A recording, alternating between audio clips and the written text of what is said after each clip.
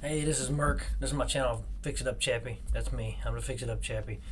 This is some raw footage when I was putting together this trampoline, and I'm going to be talking over it a little bit and jumping around in the video.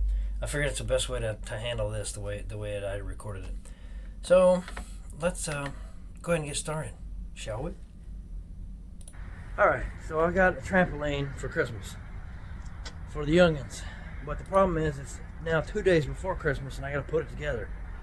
I'm afraid I can do it in one night, and of course Santa Claus brings these things, so yeah, I guess he magically puts them together. Anyway, I'm gonna turn this thing around and show you what I got so far. Okay, I got so I got the ring and I got the uprights. The uprights shouldn't be there. I'm gonna skip a bunch of the video now, just because I don't want to spend time on it. There was a major screw up that night, and at the beginning of the next section, I'll let myself tell you about it.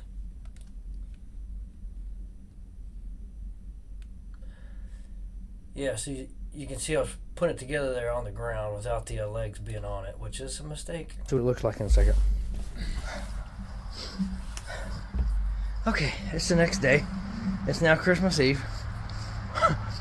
And like I said before, I guess Santa Claus brings this thing fully assembled and drops it down the chimney and then pulls it back out in the backyard. But it's raining and it's about 40 degrees. And last night we ran into a complication because I'm a dummy. Don't do this. If you put the trampoline jump mat on the ring before you put the legs on it, the pressure of all the springs will cause a black hole and the trampoline will fold up into nothingness and probably break 2 or 3 of your ring parts. So, however it happens, I managed to fix or replace the ring parts. Now I'm back out here in the freezing cold. It's not freezing, it's 40 degrees. And so now we're going to continue, and I'll show you the correct way to do it. Alright, hold on. So you need to make 6 of these. And as I said before, T-bar, or T-coupler, whatever you want to call it, T-coupler. This one has a bar holder on the back of it. Notice the front has a hole to put a screw in. I have the screws there already. This one is the same way, except it doesn't have that T-holder, that bar holder on the front of it. The bar holder is on the inside. The people, I actually watched the video that they supplied at their website. This is Propel trampolines. So I watched the video. Did me absolutely no good. No good at all. I was like, really? They didn't even say anything. That's okay. It's okay. It's okay. It's something, right? Anyways, they were doing it in a nice, warm, dry warehouse. So I'm out here now. Gonna do it. I'm done now. I'm done. Here we go. Let's look at it again. Okay, so what you have is two of the ring parts, right, and one leg part, which is an extension, and the bottom, an extension, and then up to 2 T-bars. And then of course this piece, which I said before, is optional. You don't have to put it on right now. I went ahead and slapped it on there. Make 6 of those, prefab them. I did mine in the driveway, some in the garage, and I have this laid out not in its permanent location because there's a tree above it, but somewhat close. I had it on the other side of this fence. That's not going to work. You can't roll it because it will, again, fold in on itself and cause a black hole. So I'm going to put it out here somewhere, I think, out of the way of the trees. But until then, we're going to assemble it right here. I can drag it from there. Alright, when I start getting it together, I'll show you some more pictures. So, here's what we did next. Stood them up, connected them together. So, at this point, where that bar is there, when you put these together, you had the big side that went in here, and the small side pointed that way.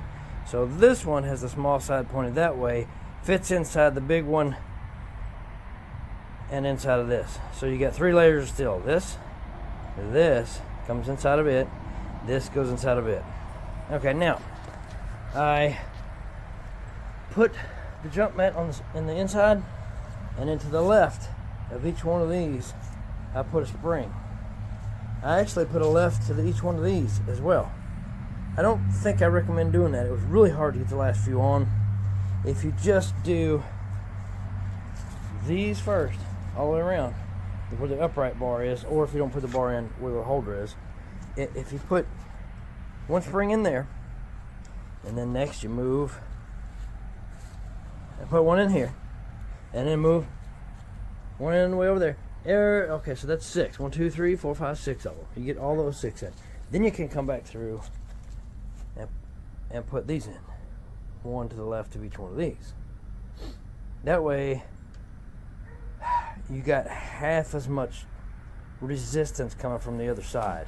And the videos and everything else tells you... Okay, I think they put all the springs inside of here first and let them dangle down, and you pick them up and stretch them to this. Okay, that's difficult.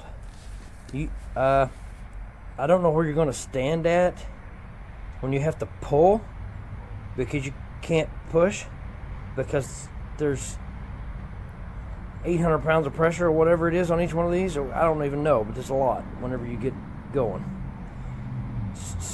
You can't push the spring into it. You have to grab a hold of the spring, which is hooked into this, pull it and hook it into this with the spring puller, not the spring pusher. You know what I'm saying? This hooks here, pulls, and then you drop it into a slot. Pull, drop in slot. Okay, from here, what I'm going to do is I'm going to shoot for the middle and between of each one of these. Let's count. Or maybe, no, you know what? I'm going to do one to the right of each one. If that's what it says to do, that's fine. That'll hold everything together nicely. Put one to the right of each one, and then you don't have to skip this time. It's just going to be tough either way. You can if you want to. You can just do these, and then come back around and do all of these. Maybe the best. Yeah, you know what? Maybe that's just the best. That way you're not pulling against twice as much. So just do that, and then after that you can split the difference. Do one in the middle, all the way around, and then you're getting pretty close to where you can just fill in all the holes and just get them all in. So after a few more springs, I'll check back in with you. Okay, I don't know what this thing's doing, but this is ridiculous. I did like I told you I was going to do. So yeah, I did everything I said I was going to do. This is what happened when I didn't have any legs on it, except a lot worse. The legs actually kind of stabilized it. When I did it on the ground without the legs, it was fine until I bumped it the wrong way, and it just went thump. So, as you can see here, this is being stabilized a little bit anyway, but still looks like ridiculous. Put one on each side, worked my way around, put one here, put one there, put one every, okay, if you count in between the T-bars, you got 1, 2, 3, 4, 5, 6, 7, 8, 9. So 1, 2, 3, 4, 5. I put one every 5th one, which is a dead center between each one. And that leaves 3 in between these two in the center, so I'll put one in the middle of it.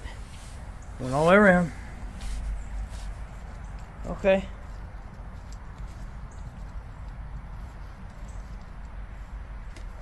Now this thing is trying to warp again. This is what I mean when I said it folds into a black hole. Okay? It's not funny anymore.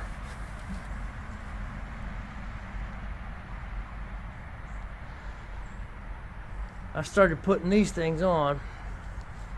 Put them on. Got all the way around. Moved the bottom a little bit, and it just did this. Phew! And I don't know what to do about it besides concrete to the damn ground. I can stand on it and get the bow out of it. I guess I'm just going to have to stake it to the ground at every foot to keep it from doing that, which is ridiculous. I had one of these when I was a child, and it never did this, and it never had a top part on it. And we moved it all the time. Freaking insanity. Okay, it's now raining. I went ahead and took these uprights out. They were just in finger tight anyway. Took them out because I have to put this pad on, and to do so, you can't very well fit a hoop over top of these and stuff them around it in some weird way. So I went ahead and took them out, and now I'm just unfolding the padding and placing it around, and then once in a while there's a loop.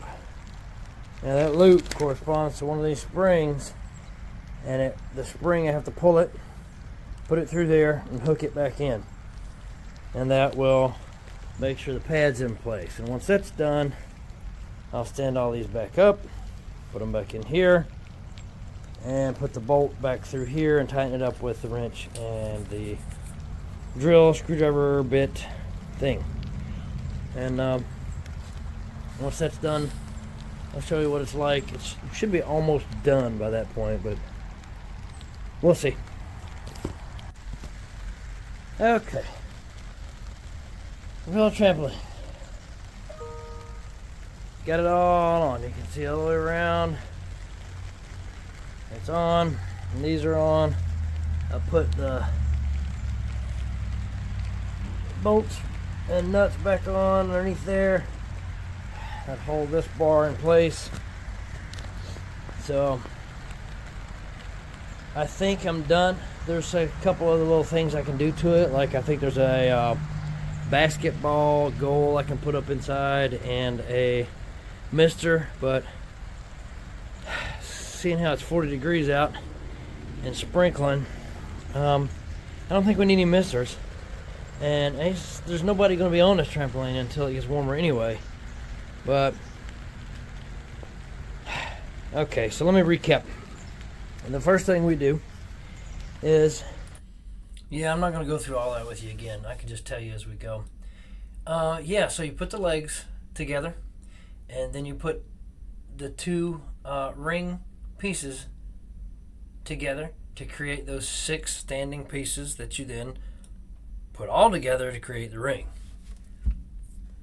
Don't forget where your T-bars go. The T-bar on the left in this picture has the upright. The T-bar on the right has nothing. Both have screws here and here. I think I assembled it one piece of ring section, and then a second piece of ring section and went out that way. And that second piece of ring section on the other piece would come in here and insert into this here, like was shown in the video. Anyways, you put all those 3 together.